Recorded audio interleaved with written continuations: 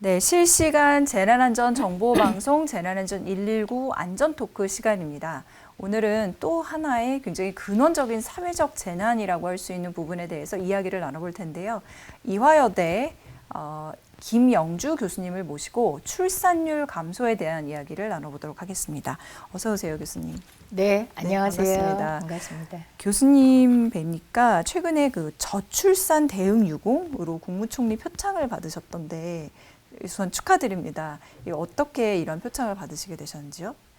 네, 저는 그 지난 30년간 태어나는 건강한 아기와 임산부의 출산을 도와주는 일들을 해서 네. 10,000명 이상의 분만을 했습니다. 10,000명 이상이요? 네. 또한 제가 이대 목동병원에서 조산 예방치료 센터장으로서 조산, 즉 임신 37주 전에 분만을 하는 이른둥이 분만에 많은 기여를 했고요. 그리고 또 조산 예방을 위한 여러 가지 연구 이런 것들을 활동을 많이 했습니다. 또 최근에 제가 그 장애친화 산부인과 네. 과장으로 장애친화 산부인과요? 네, 장애친화 산부인과 과장으로 또 일을 하게 돼서 여러 가지 그 장애인들의 그 출산과 또 여러 가지 부인과적 질환에 대해서 잘 치료를 해줌으로써 그런 것들이 모두 다 합해져서 국무총리상을 타게 된 것 같습니다. 네, 저희 보면 고위험 임신 예방법을 개발하셨다고 돼 있는데 고위험 임신 예방법은 어떤 건가요?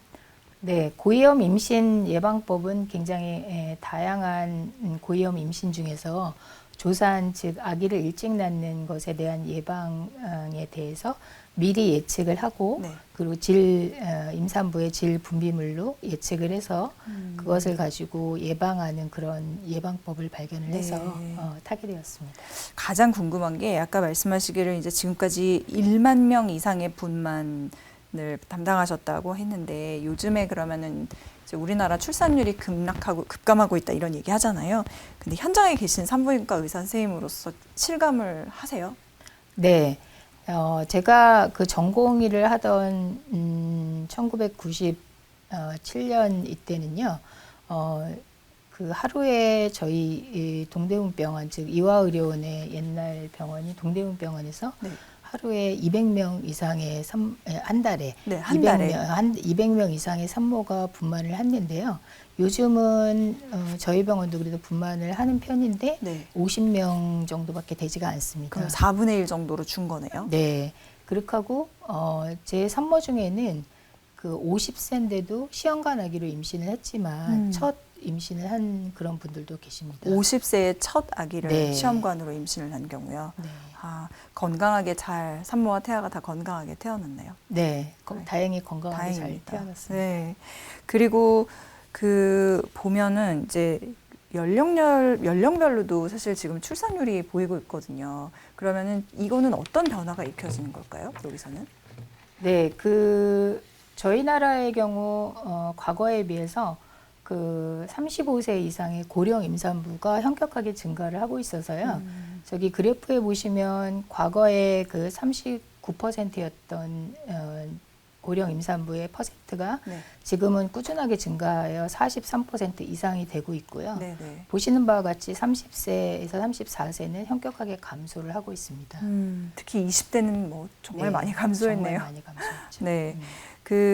저희가 앞서서 이제 사회적 재난이라고 말씀을 드린 게 저희가 이제 재난안전 119 프로그램이다 보니까 교수님을 모실 때 이제 여러 가지 고려가 있었었는데 정말로 출생아 수의 급감 그리고 이런 고위험 산모군의 증가는 우리나라에는 국가적인 재난과 같은 상황이다 이렇게 이야기할 수 있을까요? 네, 그렇습니다. 제가 여기 재난안전 119를 보면서 느낀 것은 정말 우리나라의 지금의 상황에 있어서 재난이라 함은 저출산이 재난이라고 생각합니다. 지금은. 네, 왜냐하면 그 OECD의 일반 그 회원국의 그 합계 출산율이 1.58명이거든요. 1.58명이요. 네. 근데 우리나라의 경우에 지금 현재 0.72명입니다. 0.72. 예, 그리고 역대 최저치고 이는 2000년대에 63만 명의 애들이 태어났다면 현재는 지금 채 20만 명밖에 되지가 않습니다. 네, 네. 그래서 이런 것들이 결국에는 아시는 것처럼 학령 인구도 감소를 하고 그렇죠. 또 병역 그다음에 네, 맞아요. 군대에 갈 수 있는 사람들도 감소를 하고 생산 인구가 감소되고 결국에는 인구 감소로 이어져서 우리나라가 존속을 할 수 있을지 여부도 맞아요. 지금 그런 모르는 얘기들 많이 상황입니다. 하죠. 그래서 저는 이것이 재앙이라고 생각하고요. 재앙이다. 네. 재앙이죠, 결국에는. 네. 그래서 이 재난안전 119에 굉장히 적합하게 저출산이 굉장히 심각한 상황이라고 생각합니다. 네, 나와주셔서 감사합니다. 방금 말씀하실 때 합계 출산율이라고 말씀을 하셨는데 사실 많이 듣기는 하는데 정확하게 이게 무슨 뜻인지 항상 좀 나올 때마다 찾아보게 되거든요. 네. 교수님께서 좀 쉽게 설명해 주시면 어떤 의미가 있고 왜 유의미한지에 대해서. 네. 합계 출산율이란 여성 한 명이, 그러니까 예를 들면 15세부터 49세의 가임기 동안에 낳을 것으로 기대되는 평균 출생아 수를 이야기합니다. 알겠습니다. 합계 출산율은 가임 여성 한 명이 낳을 것으로 예상되는 평균 출생아 수를 말한다. 그러면 지금 49세 정도 되면은 이게 고위험 산모다 이렇게 나이에 비례해서 생각할 수 있나요? 그 실태는 어느 정도고 얼마나 위험한가요? 네, 고위험 산모라고 하는 것은 굉장히 다양한 산모들이 들어갈 수 있는데요. 네. 예를 들면 연령이 35세 이상도 고위험 산모라고 할 수 있고 또 여러 가지 자궁 근종이나 그런 것들이 있는 경우도 그럴 수 있어요. 산모가 고령화되고 다태 임신이 되면서 네. 고위험 임산부가 증가를 하는데 이 고위험 임산부는 산모가 이제 혈압이 높아질 수 있고 나이가 많아지니까 또 임신성 당뇨도 많아질 수 있고 당연히 그 조산이라고 아기가 일찍 태어나는 이른둥이도 증가를 하게 됩니다. 이러한 고위험 임신의 비율이 지금 상당히 증가를 당연히 하고 있고요. 네. 그래서 이런 것들로 인해서 여러 가지 대책이 많이 필요한 상황입니다. 그렇군요. 그래서 교수님 같은 분이 또 빛을 발하시는 게 아닌가 생각이 드는데요. 네. 앞으로도 계속 수고해 주시면 좋을 것 같고 저희가 분만 인프라에 대해서도 이게 뭐 어떻게 보면 맞물려 있는 것 같은데 출산이 적어지니까 그만큼 또 인프라도 수요가 감소하니까 그만큼 또 약해지고 있다, 뭐 붕괴되고 있다까지 이런 지적이 나오는데 이거는 뭐 어느 정도로 심각하고 특히 지방의 경우에는 분만 시설이 아예 없는 그런 시설도 있다고 들었거든요. 네, 그렇습니다. 그러니까 우리나라에서 그 전국적으로 분만이 가능한 기간이 2003년도에 그 1,370곳 정도 됐었거든요. 네. 근데 2022년에 470곳으로 줄어들었습니다. 그래서 분만시설 자체가 없는 곳도 있어요. 네. 그것이 72곳이나 됩니다. 그래서 굉장히 심각한 상황이고요. 얼마 전에 그 강원도에 그서 일하고 있는 그 어떤 군인 여군이었는데 네네. 그분이 분만할 곳이 없어서 찾고 있다가 과다출혈로 사망을 한 일도 있습니다. 네.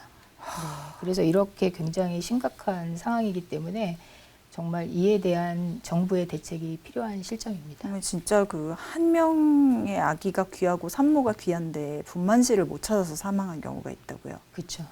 그러면은 막상 저런 분만 취약 지역으로 분류된 곳들에도 산모들이 있을 거잖아요. 네. 뭐 많은 수는 아니겠지만 그러면은 그런 산모들은 어떻게 하고 있는 현실이고 또 어떻게 해야 됩니까? 이사 와야 되나요? 네, 제가 오전에도 외래 진료를 하고 왔는데 충청도에서 저한테 아기를 첫애를 조산으로 나서 온 산모가 있었습니다. 네. 이와 같이 이제 조금 1시간에서 뭐 1시간 반, 어떨 때는 2시간 가까이 가서 조금 큰 대도시에 가서 진찰을 받다가 강원도 같은 데는 그 이제 37주 이상이 돼서 분만할 때쯤 되면 그 앞에 있는 호텔에 가서 묵고 있다가 분만을 하는 경우도 있다고 들었습니다. 그러니까 그래서 대기를 하는 거네요. 네, 그래서 이게 정말 심각하기 때문에 그런 정부 차원의 그런 대책이 필요하다고 생각합니다. 그리고 산부인과라는 이제 어떤 그런 전공의 특성이 뭐 사실 의사가 되려는 지망생들 가운데 아주 많이 하려고 하는 과가 아닌 힘든 과잖아요. 네. 그래서 요즘에 의료대란 얘기가 많이 나오면은 안 그래도 지원자가 없는 산부인과에 정말 전문 의료 인력이 더 부족해질 것 같다 이런 우려도 들었거든요. 어떤가요? 네. 저희가 그 10년간 그 산부인과 의사의 지원율이 굉장히 부족을 하고 제가 그 전문의를 하던 시기만 해도 한 300명 정도의 전문의가 있었는데 현재는 100명 정도밖에 되지가 않고요. 그 중에서도 밤에 분만을 할 수 있는 그런 당직할 수 있는 선생님들, 네. 그리고 남자 선생님들은 10명 이하고요. 당직하실 수 있는 분이 얼마 안 되다 보니까 아주 엄청나게 산부인과 전문 인력이 부족한데 현재 이 의료 의사들과 정부와의 이런 대책 정부와의 대치? 그렇죠, 대치 상황 대치. 이런 것들 때문에 지금 저희 병원 같은 경우도 산부인과 전문의 과정을 하고 있던 전공의 선생님들이 많이 많이 나가셨어요. 나갔고 지금 다시 돌아오지 않고 있습니다. 그래서 굉장히 심각한 상황이고 더군다나 그와 맞물려 산부인과 중에서 특히 상과는 소아과 의사가 필요한데 소아과 의사는 전국에 20명도 채 나오지 않습니다. 전문의 배출이. 그렇게 이렇게 나가신 분들은 돌아올 기미가 안 보이는데 정말로 많이 안 돌아오실 분들도 계실 것 같나요? 그렇죠. 네, 아, 예. 지금 벌써 외국에 그 미국 같은 경우에 거기 시험을 쳐서 가려고 하시는 분들도 많이 있습니다. 정말 심각하네요. 그 난임과 불임 문제 이런 것도 굉장히 심화되고 있다고 들어서 다뤄보겠는데요. 지원이 그래도 갈수록 조금씩 나아지고 있다라고 하는데 교수님 보시기엔 어떤가요? 그 지원이 조금씩 나아지고는 있는데 저희가 그 난임과 불임에 들어가는 그 요양급여의 비용이 3천억이거든요. 네. 1년에. 근데 그거에 비해서는 그만큼 정말 그 난임과 불임 시술에 대해서 지원하는 거가 좀 약하다고 생각이 들고요. 아직도? 예, 아직도 약하다고 생각이 되기 때문에 그런 것도 꾸준히 증가를 시켜야 될 것 같습니다. 그러면 현장에 계신 어떤 산부인과 교수님으로서 이게 사실 총체적 난국이라고 볼 수가 있을 것 같은데 이거를 조금이라도 개선시키려면은 국가나 정부 차원에서 어떤 지원을 할 수 있을까요? 제가 산부인과 의사로서 한 30년 일을 하다 보니까 제일 중요한 게 불가항력 의료사고. 그러니까 예를 들면 저희가 어쩔 수 없이 그 태아가 잘못되거나 이런 산모가 사망하는 이런 경우들이 있거든요. 그것을 불가항력 의료사고라고 하는데 그런 경우에 그 나라 차원에서 지원을 해주는 것이 되게 필요합니다. 근데 우리나라의 경우에는 아직도 그게 3천만 원밖에 지원이 안 되는데 저희가 그 태어난 아기가 뇌성마비 판정을 받게 되면 10억에서 20억까지도 물어줘야 되거든요. 그래서 일본 같은 경우에도 한 5억까지는 지원을 해주고 있습니다. 네. 그래서 이런 불가항력 의료 사고에 대한 지원이 나라 차원에서 5억 이상 돼야 될 것 같고요. 그리고 지금 전공의 선생님들이 돌아와서 전문의가 돼서 산부인과 전문의가 돼서 오지에도 가고 우리나라 전국에서 분만을 받아야 되기 때문에 이렇게 조금 어려운 상황에 있는 산부인과나 소아과 선생님들에 대한 전문의 과정에 대한 지원 같은 것들이 많이 필요할 것 같습니다. 조금 우대 혜택 같은 걸 준다거나 네, 그런 그렇습니다. 식으로 유인책이 필요하다는 말씀이신 거죠. 네. 그 교수님 경력을 보면은 조산 예방 치료센터장을 맡고 계시거든요. 그러면은 이게 어떤 고위험 산모군이 늘면서 이른둥이 분만도 지금 늘고 있는 추세라고 봐야 되는 거죠. 네. 그리고 아까 예방이 가능하다라고 말씀을 하셨는데 그러면 정말 이런 조산 위험에 대해서 대응은 어떤 식으로 이루어지나요? 산모들을 위해서. 예, 산모들을 위해서는 그러니까 조산이 과거에 비해서 과거에 한 4%에서 5%인데 현재는 이제 3급 종합병원의 경우에는 10%가 넘습니다.